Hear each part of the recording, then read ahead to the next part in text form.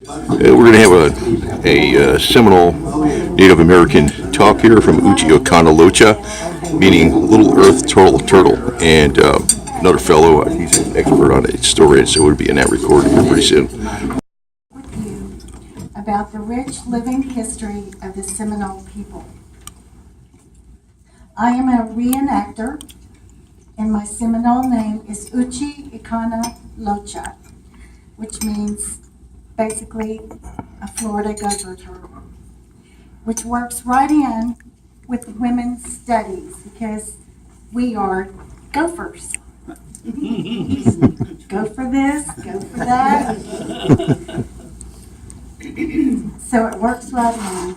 I will be focusing today on one woman's perspective of the turbulent time in history, 1835 to 1842. During the longest, bloodiest, and costliest U.S. Second Seminole War period. And I realize that this isn't the period of the sons of the American Revolution. Sweet. That was a little bit before, probably about 30, 40 years before, but it all works together. The buildup began in the 1830s with the Indian Removal Act and Florida becoming a U.S. territory in 1821. Although there were over 40 years of war and hostilities, it was not until 1775 when the Americans engaged in the Revolutionary War against England that this isolated collection of Native Americans was first called Seminoles. In the Miccosukee and the Muskogee Indian dialect, from which the name Seminole came from, it means people that choose to be free. And I love that. Or a lot of the names that came from this dialect, like Palatka, I guess everyone knows where Palatka is. They called that name means potato-eating people. They grow a lot of, in Hastings, they grow a lot of potatoes. That's how the language worked. So I love that they're freedom-loving people. That's what Seminole means. What, there was two languages, Mississippi, and what was the other one? Miccosukee is one tribe, and they spoke the Muskogee language.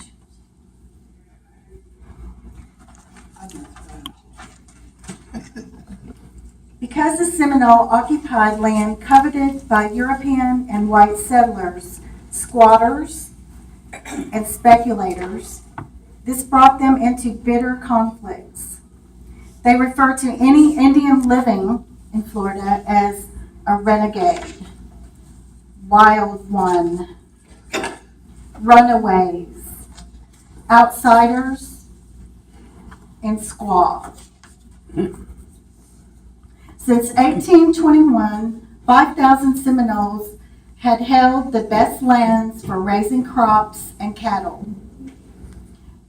They said, "We are told that our lands are of no service to us, but still, if we can hold our lands, there will always be a turkey, a deer, or a fish in these waters for those young ones who will come after us." More than any other Indian conflict, the Seminole Wars were strongly influenced by the issue of slavery. The warrior chief Ocala was the first to take in freedom-seeking black slaves into his group community. The Seminole, a proud people who loved their culture and their homeland, would not be forced from Florida without a fight. Their names were once written upon this land they loved as guardians. Their mothers gave them fierce, bold names as babies, so as to live up to their warrior nature. That's one thing that the women did. They had all the big decisions.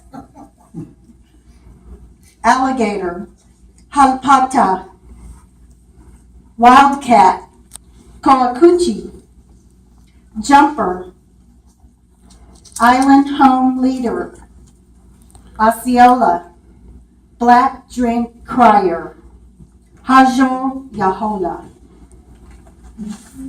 Nokosi Yahola, bear, Yaha Hajo, mad wolf, Ocala, which means the middle of Florida, which it still is, Kacha, panther, How did they pronounce Ocala?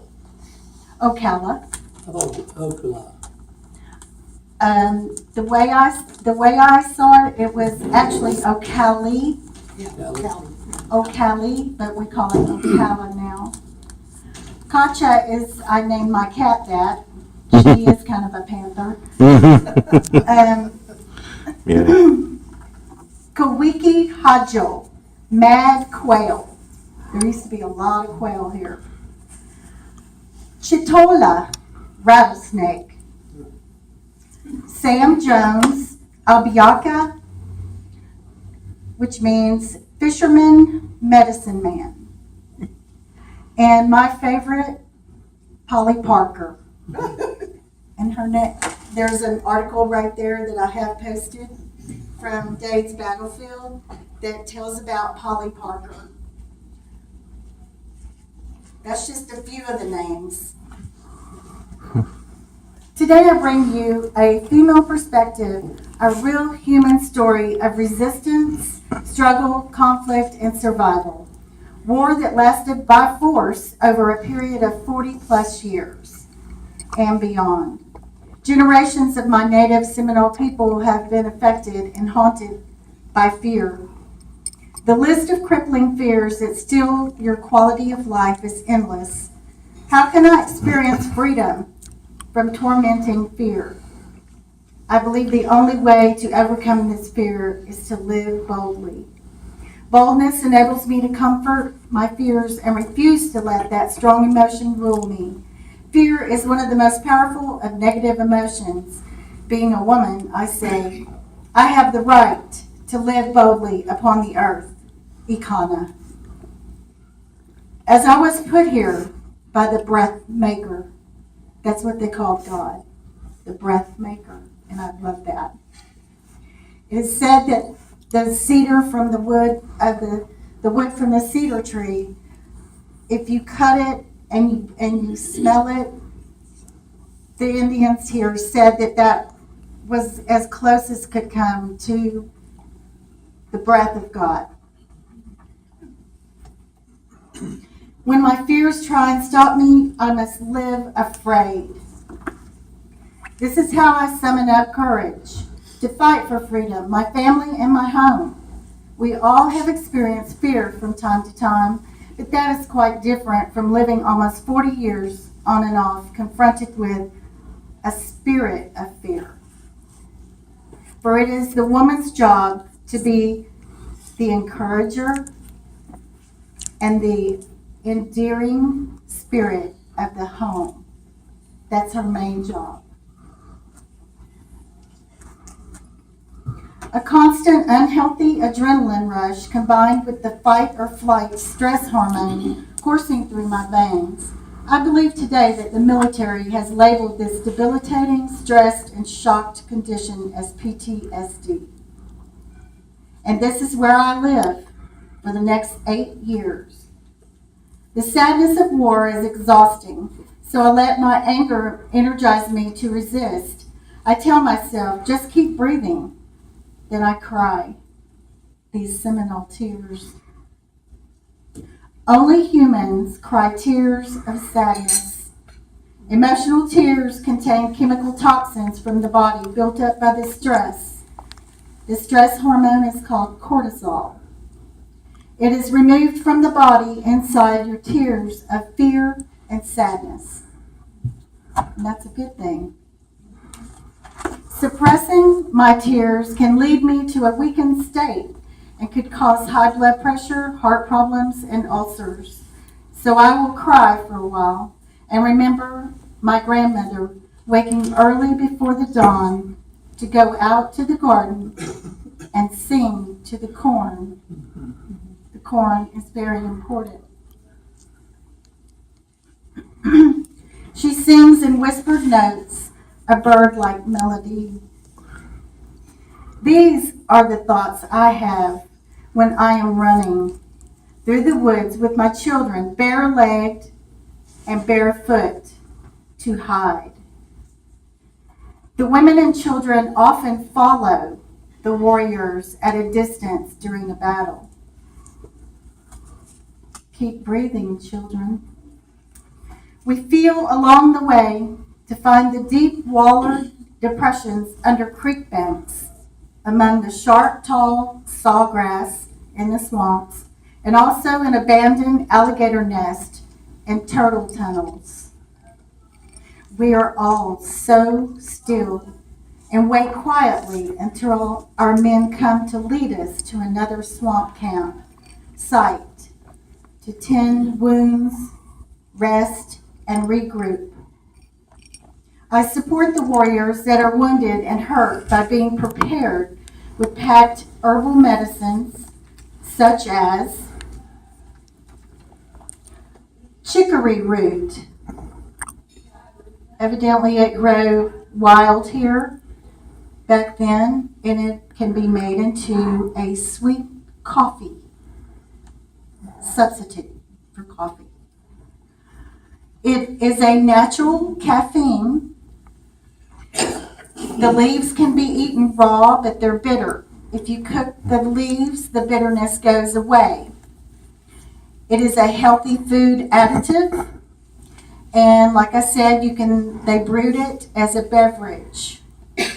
It is a diuretic and a source of soluble fiber.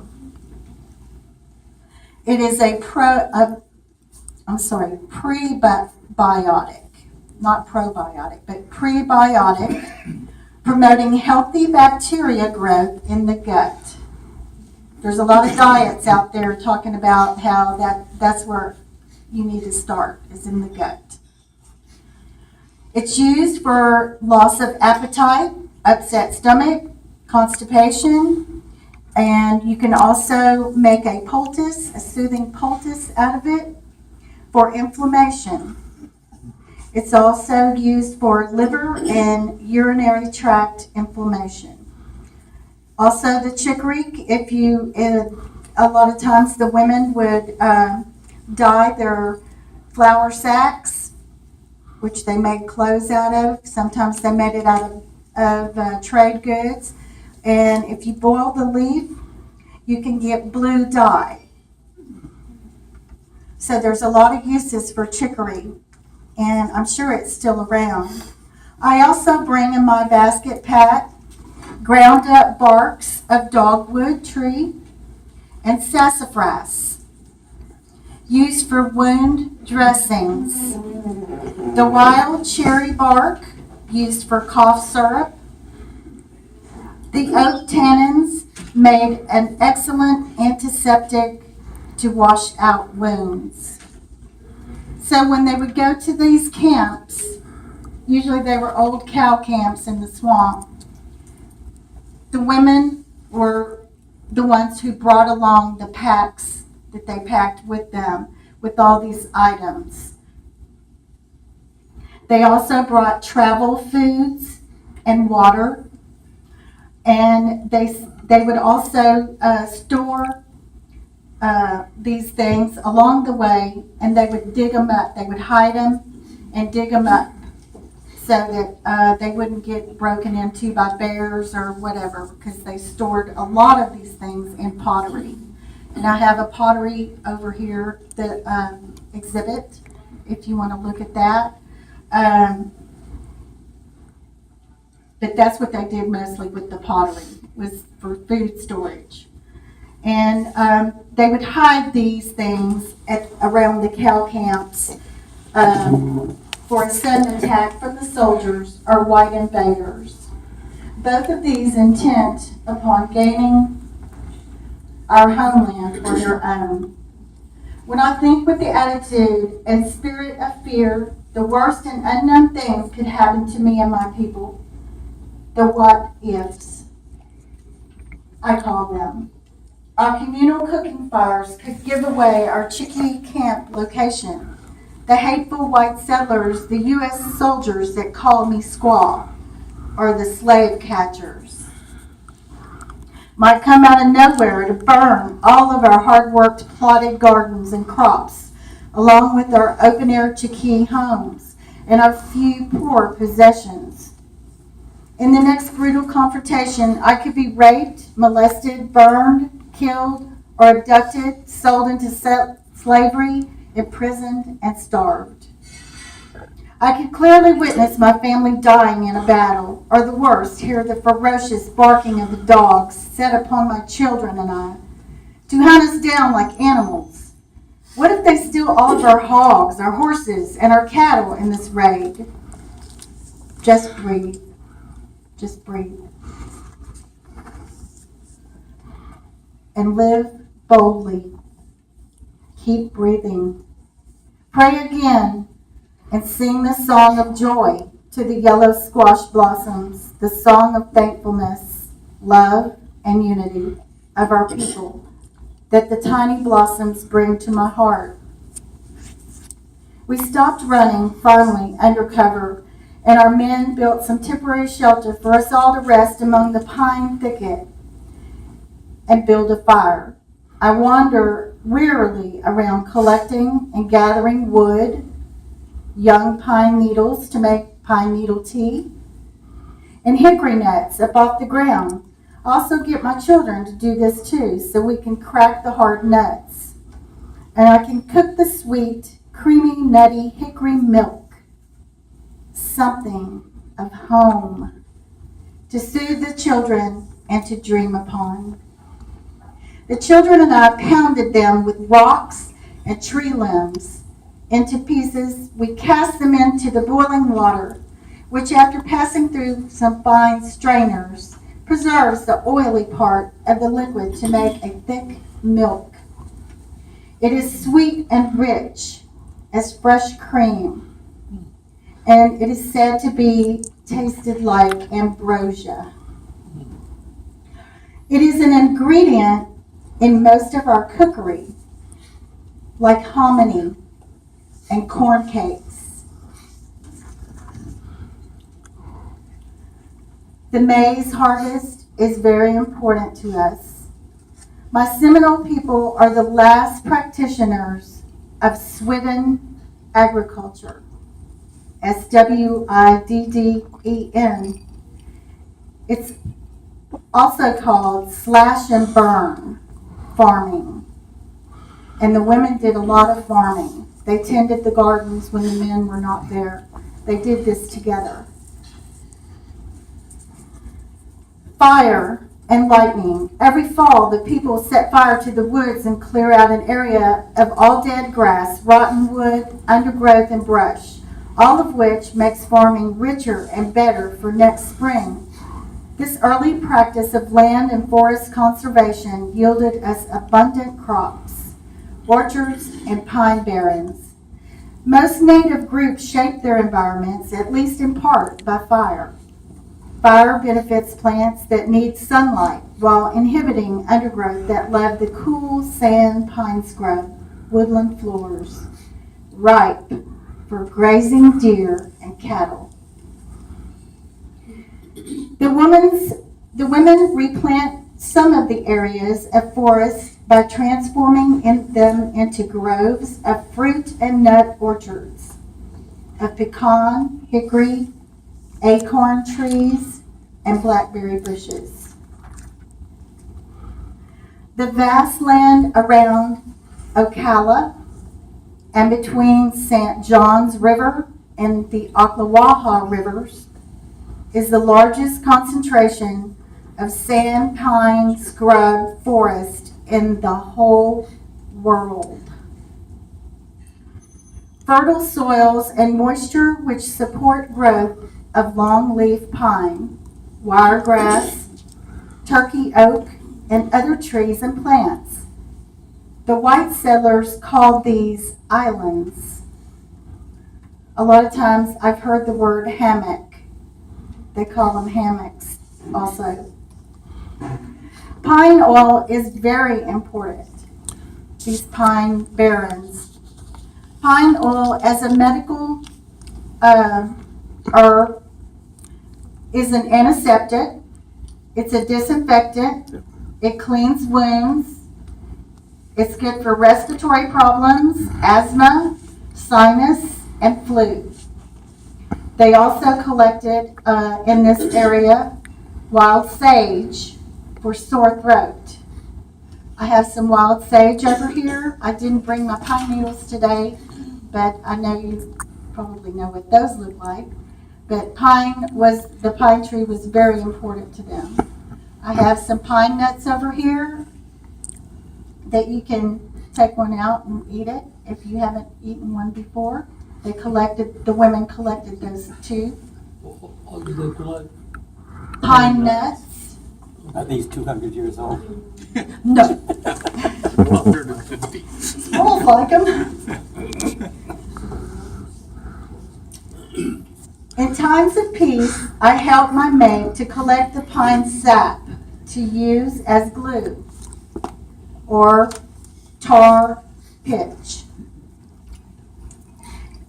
And we use this in mending broken pottery used for our food storage vessels. And I have two examples over there in the case of pottery that's been repaired by tar pitch, if you want to look at those. Hickory nuts, berries, and corn was stored in these pottery vessels, especially for, when the women were following along the men in battle for them to eat. That's what they call travel food. They also traded these. This was a pine products were a great trade item for merchant ships. Shipping was real big during that time. Turpentine, a much needed product and inventory carried on board a ship to meet their daily requirements. Food, water, cleaning supplies, safety and medical supplies, spare parts. It's called ship stores.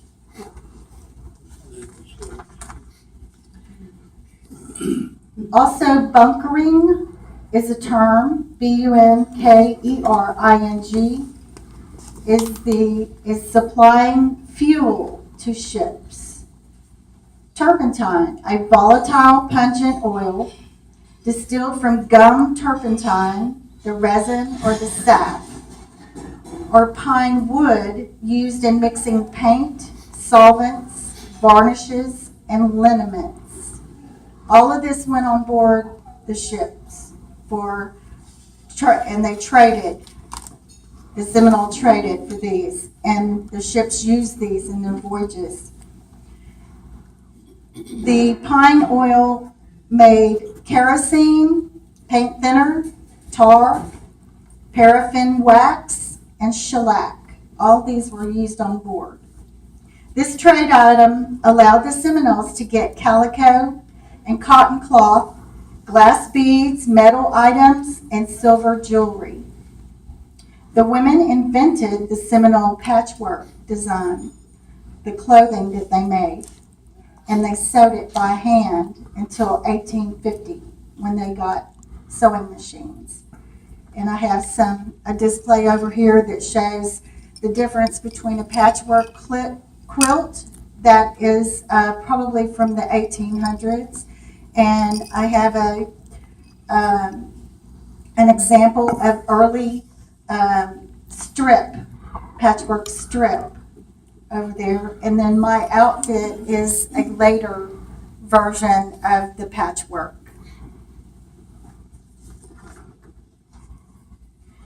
During the Second Seminole War, we had about 5 summers of relative quiet which allowed us to rest, grow our crops like the three sisters.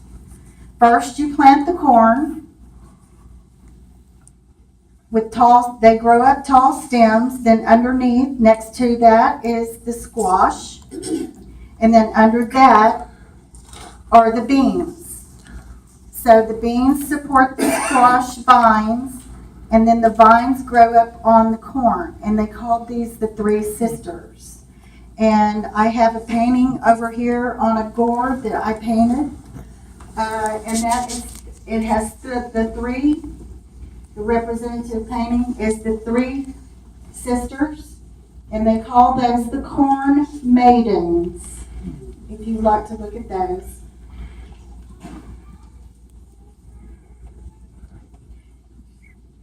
We prepared and stored food in pottery for winter, and our men prepared to resume guerrilla warfare style, fighting for freedom, family, and homeland. Unlike the enemy that couldn't tolerate easily the hot summers, they were fighting for free government land and money. After summertime, the battles would begin again. Our women and children were hunted and chased. We would have to run from swamp to swamp. We all learned to crawl, crouch, disappear quietly, and hide again. The U.S. government placed a bounty of $250 upon the heads of every woman and child that could be captured. Except during a lean season or a drought, we grew to wipe out our hunting grounds, our food, and our storage. When game was scarce, the women encouraged the children to share food with our elderly and the sick, and to also skip meals. At one time during the wars, Seminole mothers would pinch their babies to train them to endure pain and hunger and to not cry out and threaten our hiding places from the soldiers. Teaching strength is important. The mothers pretty much were homeschooling their kids through storytelling and different ways such as this. They taught strength. December 1840, a dispatch of soldiers by William Harney in Miami left Fort Dallas to search for fleeing Seminoles and villages in the Everglades. The Army forces wore Seminole clothing and traveled the waterways in dugout canoes in a special forces type of mission operation. 6 women and multiple children are captured. 2 family warriors are hung by the neck immediately. We were all on a wood-cutting and foraging trek for medical herbs. Some of our people have the measles. Others are ill from sadness, homesickness, and depression. It was very distressing for my aunt to see her warrior husband brutally scalped and killed, and then a soldier cut his silver jewelry off of him right before her eyes. Just keep breathing, yellow bird. I am thinking now of the 4-day green corn celebration. And I have a picture in the book right over here. It tells about it, and there's a picture. It was always a happy time, and Thanksgiving's my favorite time of the year. But I was thinking of this, and it's mainly for the harvest, Thanksgiving, and also the New Year dance. We all come together in late summer with gratitude due the Creator for providing us food. It is a time to extinguish old hearth fires and lay a new one. All old clothing and house goods are burned and replaced by new. Pretty much spring cleaning. Marriages and divorces are approved. In a marriage that is approved, the man leaves his home, clan, village, and joins the family of the woman. Also, the women, one of the things that they did was their job was to forage and find the Yupon holly berries that my mother always told me was poisonous, and there's a good reason for that. They would make this, what they called the black drink, and that was how Osceola got his name. He was the black drink crier, is what his name means. It's a drink, it's bitter, and it's frothy, and it's made out of these Yopon holly berries. And it would rid the body of impurities through vomiting. And the men would do this at the green corn ceremony. It was thought to provide the user with energy, clear thinking, and stamina. It was also used for manhood ceremonies, along with fasting before a raid or battle by all the Seminole warriors. And it was called the black drink. There was lots of disputes among the people, and they were all settled at the green corn ceremony, which I think is a great thing. They used to do that in Bellevue, right? I'm sorry. At Bellevue, they used to call it the 7 Mile Pond, and the green corn dance was held there at the pond in Bellevue. Oh, really? I didn't know that. That's interesting. I love Just a Bellevue. little bit of trivia. I She's love old. Bellevue. What? He said you're old. She used to dance there. Let's see, I'm right down. We'll do it. We witness manhood ceremonies and spiritual purifications. There are games and single file stomp dancing, which is, I guess, kind of like a line dance. And the women did the shuffle dancing. Our community has fasted and is now feasting upon the bounty of deer, maize, and vegetables. At this time, I fondly remember the hunter's prayer. Dear, I am sorry to hurt you, but the people are hungry. The women did much of the storytelling, and in the old days, the storytellers said that all the animals and plants lived in peace together with the people. As time went on, knives, bows, spears, and hooks were used to hunt animals for food and hides for clothing.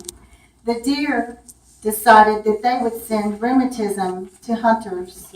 They killed one of them without offering this prayer of forgiveness to the deer's spirit. My prayer today, renewal of community and family. My trapped Seminole family endured much brutality and abuse. Our warriors fought with a ferocity that shocked the world. We became the only Indians that the U.S. government never managed to defeat. There was never a treaty signed. Rare is the human spirit that remains intact in war, a Holocaust, or a genocide. Thank you.